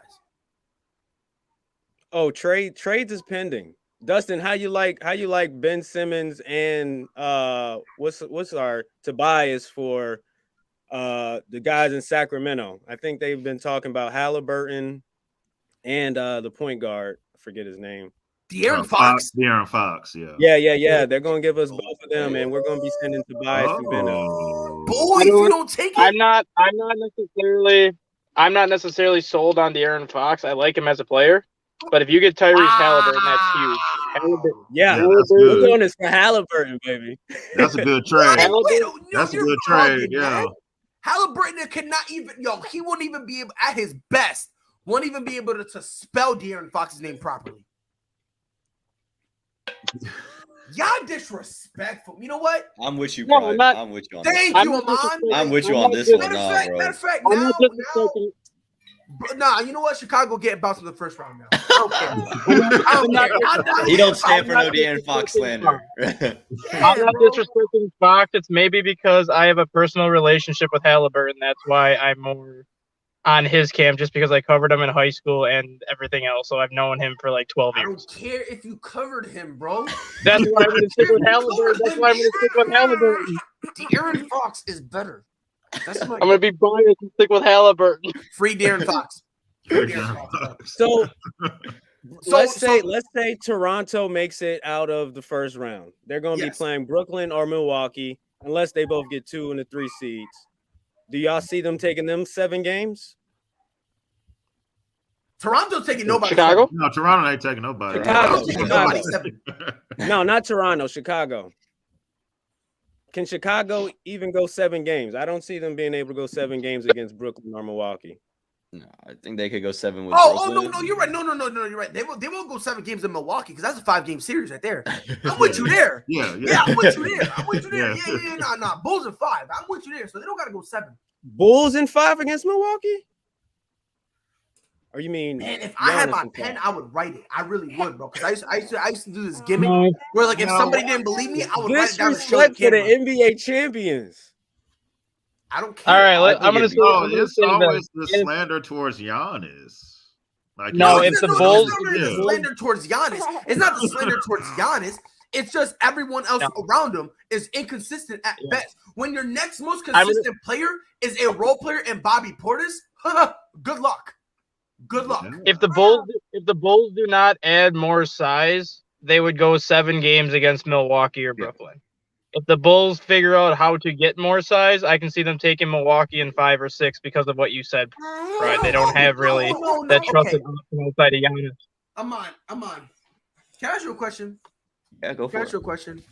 What size do they need to stop Giannis? What size do they need? By the way, that's a rhetorical question. They don't need size. Because no matter who you get, unless you get a Kawhi Leonard, who all of a sudden is wearing a Toronto Raptors jersey again, and you go get a Marc Gasol again, and like, unless you have that specific situation, would you be able to shut down Giannis? Sure. But again, this is what I've been saying from the jump. You don't need to shut down Giannis. That's the mistake people make. You don't shut down Giannis. Let Giannis do whatever he wants. And when Middleton needs to shoot, that's who you press. Drew Holiday, that's who you press. Like, you got to press the... Go to your room. Go to your room. Go to your room. Yes. God damn it, Russ. I'm gonna trade you. Holy shit. But that's just me. Like, I don't think, and maybe it's just me, I don't think you need to go and stop Giannis. I don't think that's necessary. I don't think it's necessary because the problem is it's not a case of you having to stop Giannis. It's more on the case of can everybody else step up, and I don't think they can. I don't think they can.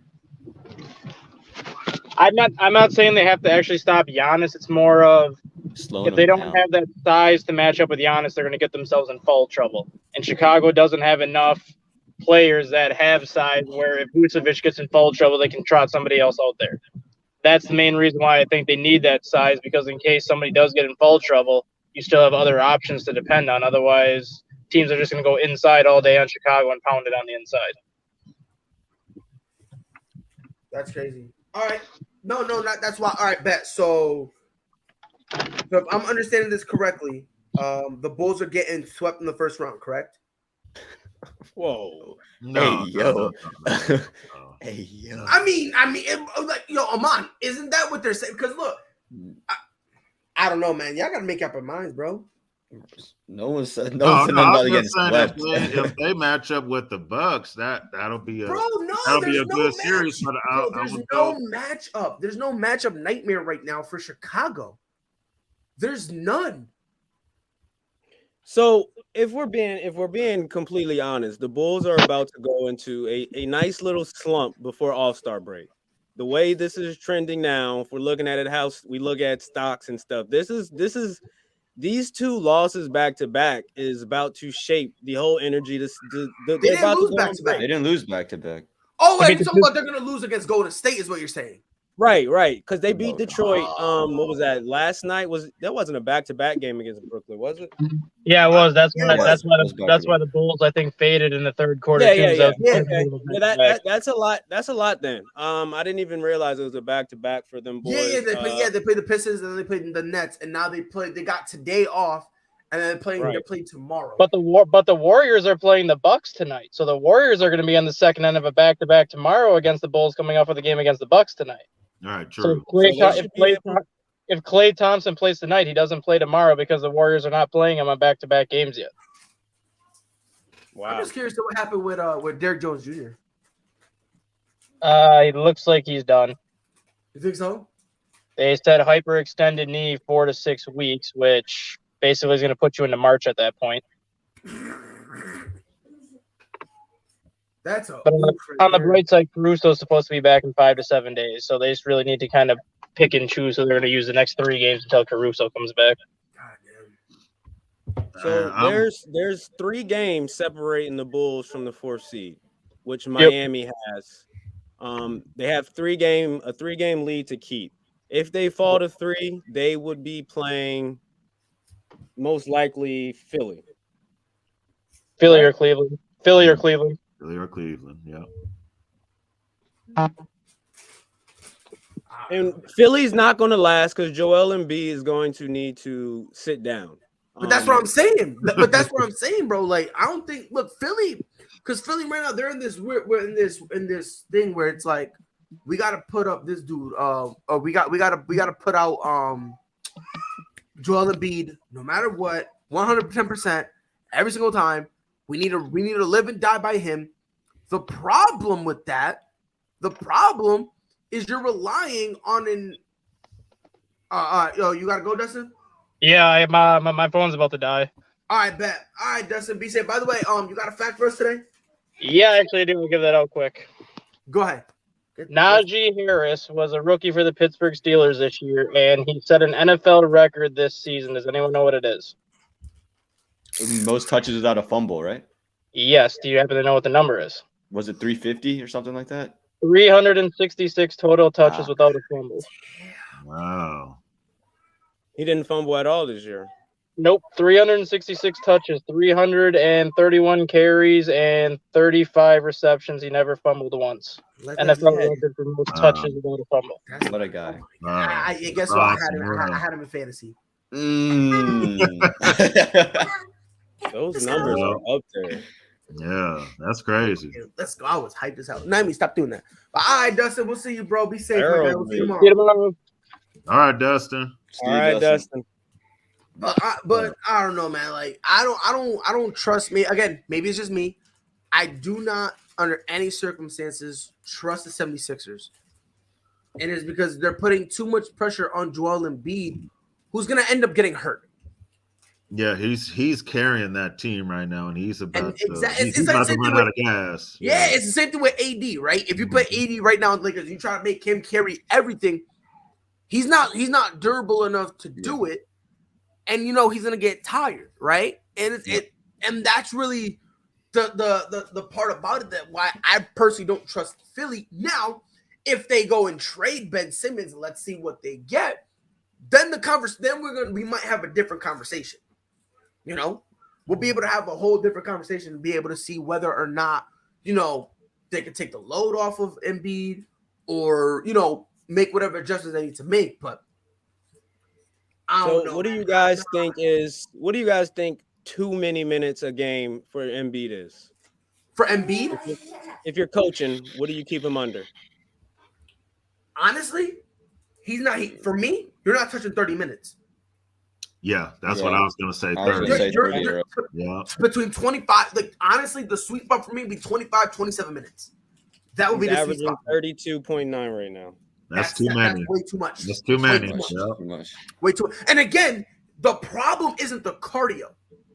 The problem is you're putting too much mileage on him, and now you're going to expect him to carry you in the playoffs. And we've seen him every single time he plays, he ends up getting hurt. He has every single year, it's always something with him. And it's not like one of those things where you kind of just, go, boop, boop, oh, my ankle. Like, it's not like you twisting your ankle and you're out a couple days. For him, it's out. He's out for weeks. And to me, that's what's concerning. If it was just something like, oh, yeah, he jammed his finger, so he's going to miss a game. Because, if you jam something on your shooting hand and it gets swollen up, and that could be bothersome. If it's something like that, that's one thing. But the injuries he's having, they're not good injuries, bro. Not at all. Yeah.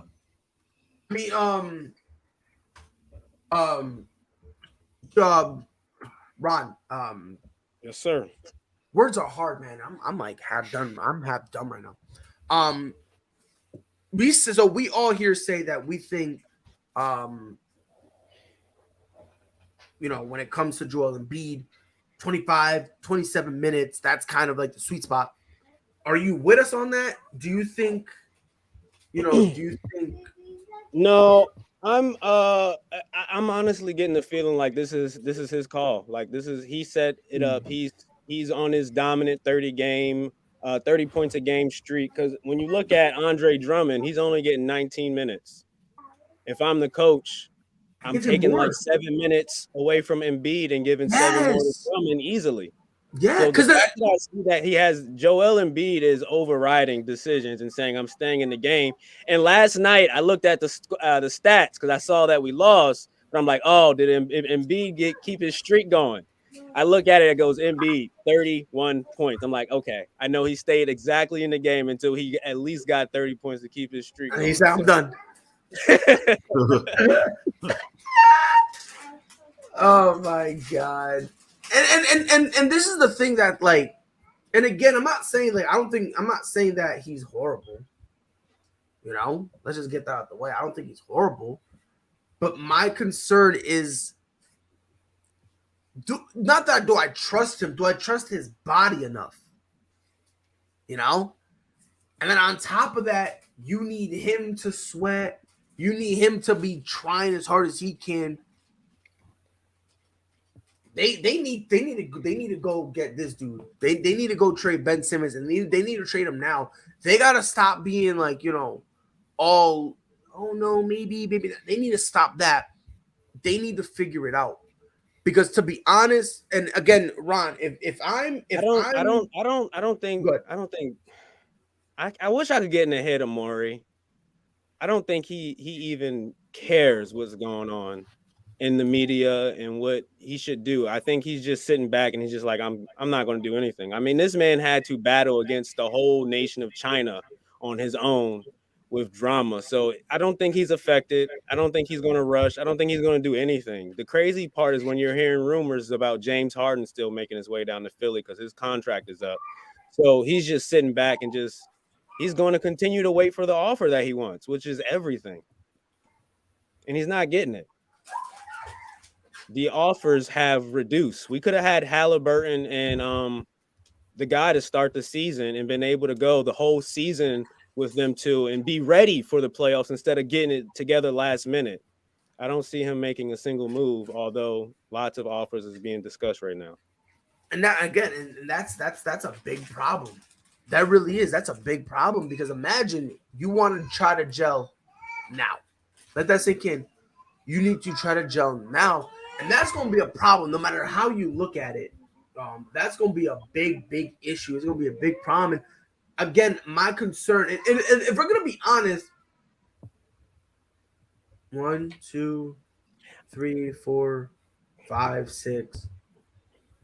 Okay. And then 1, 2. They met with Ben Simmons this past week. Rich Paul and nothing changed. Nothing changed. I was like, Ben, come on, come back. Matter of fact, Ron, let me ask you a question. Because you're a 76ers fan. I want to get your opinion on this. Yeah. Would you be willing? AI in the pitch. Go ahead. That's AI, right? Yeah, it is. Yeah, the answer. Yeah, nah, bro. Like, what a guy. Let me ask you a question. Would you? And then obviously, Greg and Amon, I'm gonna swing the same question back to you guys. Would you be willing to bring Ben Simmons back into the fold and bring him back to the team if you guys can iron out all your differences? I'm doing anything Ben wants. That's the one thing that I hate about Philly is why I don't understand why we would treat Ben like this. And Say that. No, not a single soul, not a single spokesman for Philly Nation, not Kevin Hart, not nobody came out and wrapped their arms around Ben. It's like throwing snowballs at Santa Claus. We don't care in Philly, and he's done, and they're done. There's probably like 10 Philadelphia fans that want Ben Simmons back. Everybody else is. And are you one of them? Yeah, I'll take Ben back. If you guys need me, Philly Nation, to go deliver some flowers or something, I'm your guy. All right. So I just want to make sure. So you don't think he'll come back? You think there's way too much damage done, but if the bridge could be repaired, you'd be willing to walk Ben over and drop him off at his house, knock on his door, meet his parents, and all that stuff, right? Do you guys think Ben Simmons is going to go this entire year without making any millions? Like, I was just thinking the other day, like, how is he giving up half his salary for the year? 25. How much does he make a year? Like 25 million, I think. Yep. Let's say it's like 25. Divide that by half. That's like what? 7.5 he's left with? I don't know math. I'm dumb. No. 12. I don't know math. That's 12. 15 million. 12.5. I don't know math. Oh my God, I'm embarrassed. I don't know math. 12.5. 12.5. That's 12.5? Yeah. In the back of my mind, I feel like after All-Star break and Ben Simmons sees he wasn't traded, I don't see why not come back and get like 7-10 million on your contract. It's a pandemic for everybody. Yeah, just for the money. Yeah, for the money. Just that money, yeah. But at the same time, the way he's looking at it. He's looking at it from a principle standpoint. At least that's how I'm looking at it. Yeah, it has to. Right. And I'm with him because I'm like, fuck all you, But all jokes aside, bro, Joel Embiid had 8 turnovers. Why is nobody bringing that? Fibo missed a layup or a free throw. Are you talking about last night's game? No. I'm talking about playoffs. Yeah, in the playoff, like against Atlanta, like when they were killing it, right? Like. And it's like, and I've always said this, and anyone who knows me knows what I'm saying is reality. Does Ben Simmons deserve some of the blame? Yes, he does. But to pretend that it's solely his fault is idiotic.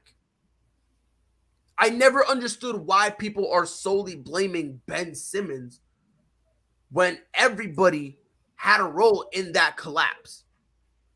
Like, nobody wants to bring up Doc Rivers kind of doing what he did when he was in LA, and the Clippers choked that 3-1 lead over Denver, and he did him turning his back to the team, being all snooty. You guys figure it out. Doc is the roll the ball out and let the guys figure it out type of guy, and that's not what we needed. We needed a Zen master. We needed somebody like Phil Jackson last year. I was hurt during that Hawks series. I was embarrassed. It was really bad. But y'all know who I blamed. I blame Toby. I blame Tobias Harris. I was ready to get him out of here. Why? No, I'm curious because I'll be honest with you. Because at the end of the game, he gets the space. Everybody's focused on Embiid. Where is Ben Simmons at if he's creating? And Tobias gets so many open drives to the rack, and he just was missing layups after layups after layups in the fourth quarter. And I'm like, you're getting a third of the money, to be honest, with the big three, and you aren't being as productive as you should be. Wow. I'll be honest, I ain't with it. Excuse me. I wouldn't get rid of Tobias. He makes up for it in the locker room. Yeah, not only that, I don't know.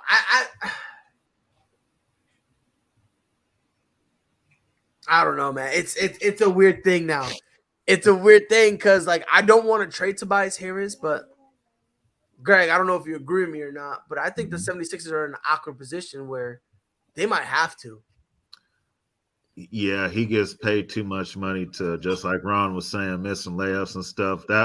because I was thinking the same thing last year. Watching that series, he was missing shots, and I'm like, they pay him this much to be missing in this situation? Like, it was crazy to me. So I'm like, he's getting paid almost just as much as. And they were good shots else. within like they're 15 good shots. feet. So many layups. Yeah, he missed a lot. He missed a lot of layups. So yeah, clean looks. Yep. Yeah, I think with Ben, I think the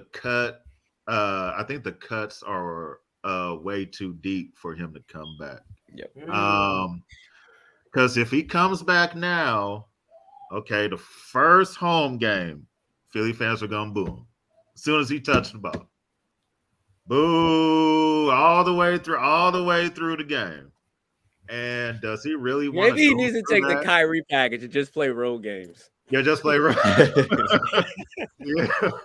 Yeah. I mean, it's too deep, and I think it was Damien that said it in the comments. Why would you want to play for a city and a team that doesn't even want you? I mean, yeah. I mean, the only way I would do it if I'm Ben Simmons just to get the money. That's really it, to be honest. But even then, and Aman, when I said it, you kind of nodded your head. It's a principle thing for him. Do you think eventually he'll kind of just shrug his shoulders and say, because let's be fair here. Matter of fact, let me ask you this question. Let's say Ben Simmons does not play this year at all. At this point, his trade value, it's already low because of how the 76ers are portraying him. If he doesn't play at all this year, can't you make an argument that his trade value would be at negative? Yeah. And honestly, for him, it's like, okay, if you guys don't want me here, I'm going to ransack the whole thing as I go out. I'm going to burn the whole thing to the ground on my way out of here because you're going to have to basically cut me at this point. Because honestly, if I'm a team if I'm not in a desperate situation, I don't need to trade for Ben Simmons. I don't need to take on the biggest contract out there. And for Philly, I don't think they would want him to play either because he's burned so many bridges in that front office and that locker room as well, right? When he's coming to practice and not showing up, not really doing anything. And it's vice versa. I think it goes both ways and both have played their part in this whole fallout. But it's a sticky situation. They tied their hands so much with all the money to Tobias Harris, to Ben Simmons, to Joel Embiid. They have no flexibility and they just have to go and let it play as they may. They have no control here to the 76ers, and every passing day, they're just losing their leverage. Yeah, and it's like I said, Pride. I hate talking about Sixers, man. This is depressing. All right, so last topic of the day. Find a life coach after this episode. All right, so last topic after this. This is the last topic. I want to ask y'all a little something because this is something that I think people we're not fully accepting of it yet. Obviously, this is the third year that COVID has been around sports, and it's making its impact, right? At what point do you think? And it's difficult to talk about COVID because people are stupid. By the way, Ron, this comment is for you. Bulls and 4, I don't care. I was so upset Mike wasn't on today. Yeah. But I'm gonna play devil's advocate for a minute.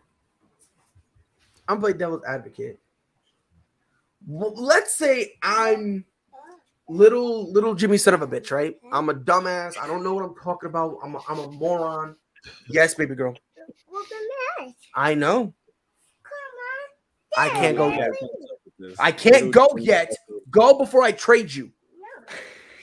I'm gonna talk to the GM. Y'all seen that meme of LeBron standing over Bronny, whispering in his ear, and they're telling him how he's going to trade him? Yeah. That's pride to this kid, man. But let me play. I want to start with you, Ron. Let me ask you a question. I'm gonna play devil's advocate. COVID's gonna be around forever. Forget getting vaccinated. Forget doing any of that stuff. Forget canceling the games. We should play through it.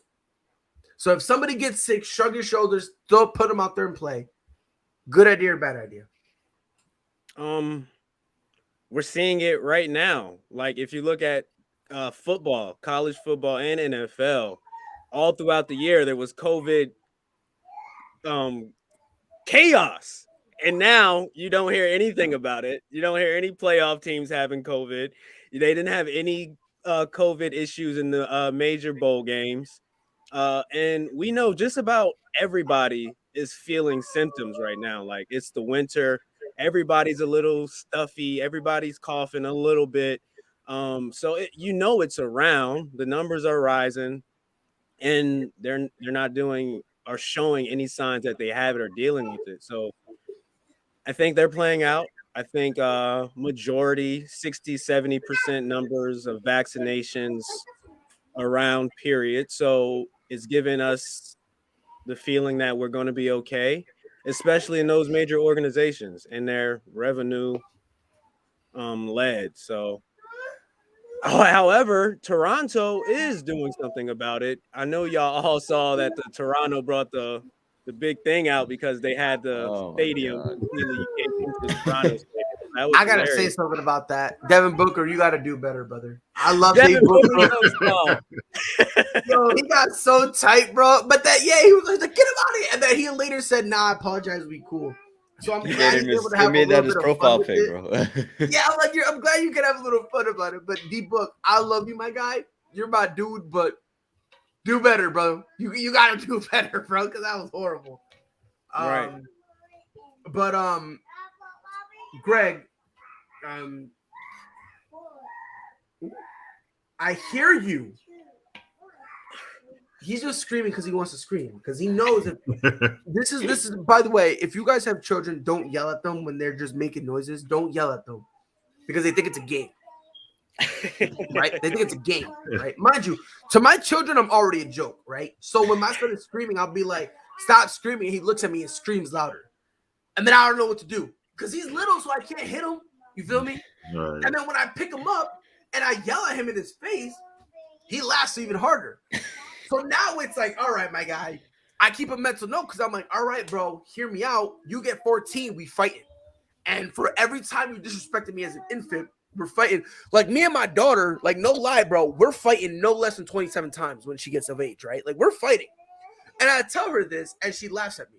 So that number might get bigger. So if in a few years you see me on here live with some cuffs, you guys already know why. Right. Yeah. But Greg, again, like Ron said, it's winter, and when you start getting into winter, everyone's sick in some capacity.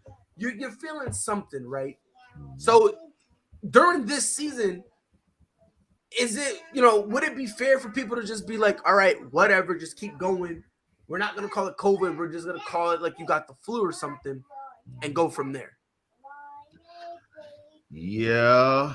Of course, you don't want it to be where someone is having some symptoms and it turns out to be COVID and then everybody, on the team gets it. So you still want to be, somewhat, cautious, but as far as like canceling games or, moving games and stuff, I don't think that should be happening unless now if half a team has COVID or the coaching staff or something, then okay, we can, move the game to a different day. But as far as canceling or like I know Toronto has the no fans, thing right now.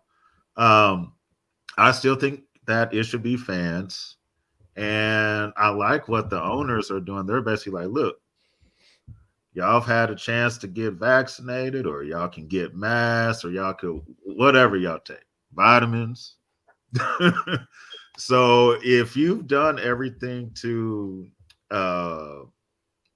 protect yourself from this virus, why do we need to stop having fans and stop making money, off tickets? So if you come in and you didn't take the precautions and you wind up getting sick because you came to a game and caught something and all that, well, that's on you. You should have did what you were supposed to do in order to lessen the chances of getting something. So I like what NBA and NFL is doing as far as, still having fans, and still letting the games play. If somebody is, really sick, they go ahead and let them, sit out and still let the games be played. So yeah, I like it the way it is. Aman, you agree with him, or are you kind of just like, bro, we gotta postponing games and canceling games should still kind of, be an option?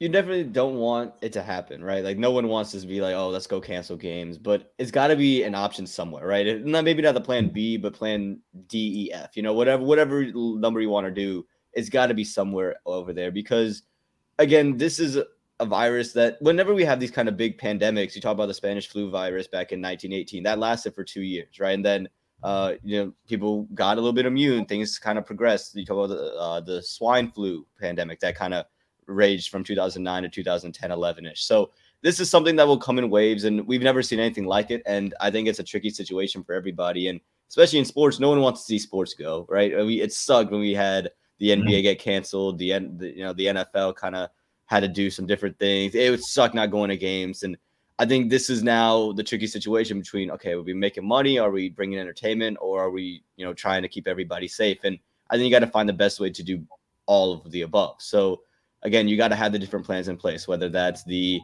do 50% of the fans, we keep the fans, we do we got to make sure everybody stays healthy, because at this point, the more you just go and say, okay, you know what, we're just going to have everything full open. If you get sick, that's on you. I think that prolongs the period of time that people get sick. But if we can try to just be, okay, let's try to do everything for everybody, then we can shorten out how long this pandemic goes. It's already been 2 years since it's been afoot, 3 years since we discovered it. It's been way too long. We've all lost a lot of stuff that we've wanted to do, can't go many places. But I think the more we can do for everybody, the shorter, or at least we can close it out a little bit quicker. Yeah, I mean, I think at this point, you know what? I'm with it. I'm gonna be that guy. Let's make a COVID league. All right, we're gonna make COVID league. Okay, we're gonna make COVID league. If you got COVID, just throw them over there. Either that or number two, and this is kind of where I stand with this. Let's purge them. We're gonna do a purge, right? We're gonna make a new sport called purge, right? If you get tested for it, you're immediately part of the league. You want to win? You get tested. You get tested. You get tested. Matter of fact, you know what, Ron? Nah. We gonna open up the pool. We gonna open it up. You need oxygen to breathe. You're enrolled. You're a first round draft pick, bro. You breathe, and put you in there. Now survive. Do whatever it is you got to do. It's gonna be like the purge / with the Hunger Games, bro. Right. So it's like one night you got to survive everyone else, and then the next night we're gonna have like randoms, bro. Matter of fact, Squid Games it, bro. They're gonna have the people in the Squid Games, but instead of playing games, they just kill you. That's it. Because honestly, that's the only way we're gonna get rid of this Corona stuff, man. Can I give my 2 cents? Go ahead, Ron. Please feel free. I love what Greg said. I love what Aman said. The biggest thing to me that I hate about the pandemic is that the rich got richer and the poor got poorer. Yes. And there are people in charge. True that. There's billionaires here. And I just hope that the motto isn't let's maximize profits in 2022. It should be let's make sure we can put out a good serviceable product and make it as safe as possible for everybody. So your goal shouldn't be to have the stadium sell out 100% capacity. 85 is fine. You don't have to get all of that profit. You should be able to get space between some people. Everybody shouldn't have to be clustered. You should be able to pay your employees good wages that's livable. Everybody should have gloves and masks, man. You can maneuver through this season. But if some folks get greedy, that's when the chaos happens. So, and that's the thing. And what you said something very interesting. It's only if one person gets greedy. That's the sad part about it. It only takes that one individual, that one person to be greedy. And then someone else is going to be like, well, if he can do it, I can do it. I should be able to do it. Right. Then 1 turns to 2, 2 turns to 4, 4 turns to 8. Then next thing you know, no one cares anymore. You know? Yep. And that's just the sad part. And we also need to take into consideration. This is the part that we need to understand, because even just because you own a team doesn't necessarily mean they're going to sell out. You feel me? Houston Rockets, y'all selling out? No. Detroit Pistons. 50% capacity. Y'all really selling out? 50%. Yeah. Like, come on, let's be fair here. If you do it at 50 capacity for like about what, half these teams, nothing's really changing. Let's be honest here. Yeah. Let's be honest here. Nothing's really changing. If anything, you're now increasing your capacity. If anything, bro. Like, Right. really I think it would be dope if like Adam Silver or Goodell came out and said the max line is 80% or 85 or something like that. That won't happen though. No. I don't They're not going to do it. Especially not with Roger Goodell. Roger Goodell don't care. Adam Silver, I think he'll be the closest. But I don't know if he actually will do that. I don't know if he will do that. I think I just looked up. Since we were talking about Chicago Bulls versus Brooklyn Nets, shout out Chicago. What do y'all think their capacity was last night?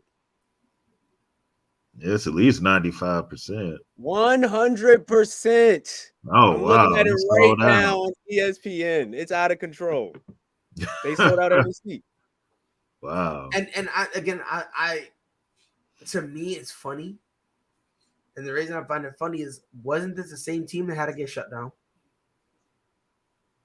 Like, this is the same team that get shut down. So it's like,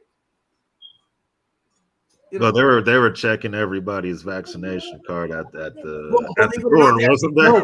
No, they don't. They actually don't. Okay. Well, they're supposed to, right? So yeah. I do my own podcast, right? And the guy that I do it with, his name is Mike. Not our Mike, but it's another Mike, right? And he lives in Chicago, and he's been to a few games. He told me that they don't really check your card. Okay. I was like, what do you mean? He was like, they don't check your card like that.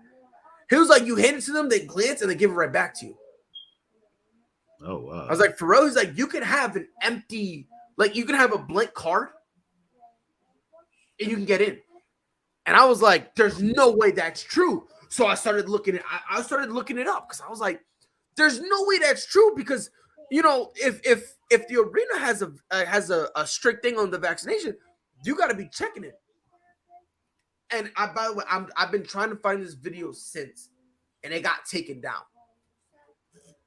There was somebody who went to the United Center and had a piece. I swear to God, and if I am lying, Greg, how many times have I ever said swear to God on this show? Not that many. Okay, so here, I swear to God, and if I'm lying, may God torture me in the most brutal way possible and literally make me die slowly. I swear to God, I saw a video, and it's the internet, so I wanna see if I can find that. I've been trying to find it. This dude had a cue card, like one of those little index cards, right? And just wrote vaccinated on it. Swear to God, he showed it to them and they let him through. Whoa. He wrote it with a Sharpie, and he just wrote it right outside the thing, like right outside. He wrote vaccinated, handed it to them, and it worked. Mind you, my fiance, because she used to work at a hospital. So when she worked there, you had to get vaccinated. So I know how the vaccination cards look like. Okay, they're about the size of a cue card, right? But Greg, there's shit typed on it. Yes, it is. Yes. There's actually stuff. You have one, right? Yeah, I have one. So you know how it looks, Ron. You have one too, right? No, I do not have one. You don't have a vaccination card? So whenever you have a minute, Google COVID vaccination card. I've seen them. You've seen them, so you know how they look. Yeah, Right? they look like Okay. yeah. So you know how there's like basically there's like extra stuff on it, right? There's like type stuff. This dude really just wrote vaccinated with a black Sharpie, and they let him in. So I'm like, how can you guys have a mandate and a dude gets in that easy? Because we're maximizing profits. That's unbelievable. Which goes to exactly what you're saying, Ron. Like, you know, you got folks out here selling off for the almighty dollar. Yep. And it's kind of funny because, you know, and then something happens to them. Because I tell people all the time. Have you fellas been on a flight recently? No. Back in May, yes. It's been this way since back in May. I was just on one for the holidays. That's our first sign. Like, there's no seats not being sold on airlines, which is the most. Yeah, that's right. Yeah. Closed, contained space Yeah. where you're packing hundreds of people. And the fact that they're not even like making middle seats is just cut out a third, a fourth of the seats would be just that much better. But no, we're selling every seat. Yeah.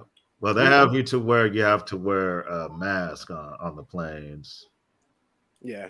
Yeah, have to wear. The thing is, and what's kind of awkward about it is because I be seeing videos all the time of people like being up in the air and they're saying, "Oh yeah," they take their mask off to go to eat or something. Like, yeah, and maybe something about like, "Oh, I can't breathe," and I'm like, why do you say it like that? I'm like, yo, I can't breathe, and I'm like, what are you being waterboarded, my guy? Like, it's not a towel, and you're not getting water dumped on you, B. Like, come on now, bro. Like, and I just find it funny. So I be watching, and then like it always ends with the same thing every single time.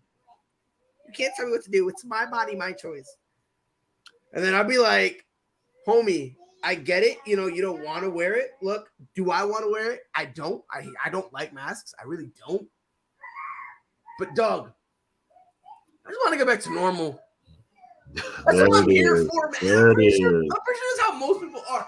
I just want to get back to normal. Yeah. I want to be able to like, because the thing is like, because I'm from Connecticut, right? I want to go back up to Connecticut. You know, like I want to go back up there because I want to go to a Patriots game. I want to be able to, you know, go to a Celtics game. I want to go to a Red Sox. Like, I want to do all that stuff, right? But like, it's just so extra.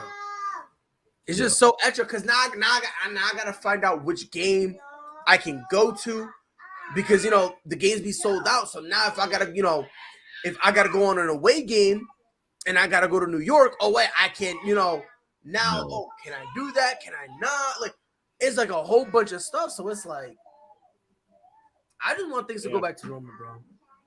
I want things to go back to normal. So that way, you know, when the Patriots win a Super Bowl, like when we win the Super Bowl this year, I want to be able to go to the parade, man. That's all. That's just my goal, right?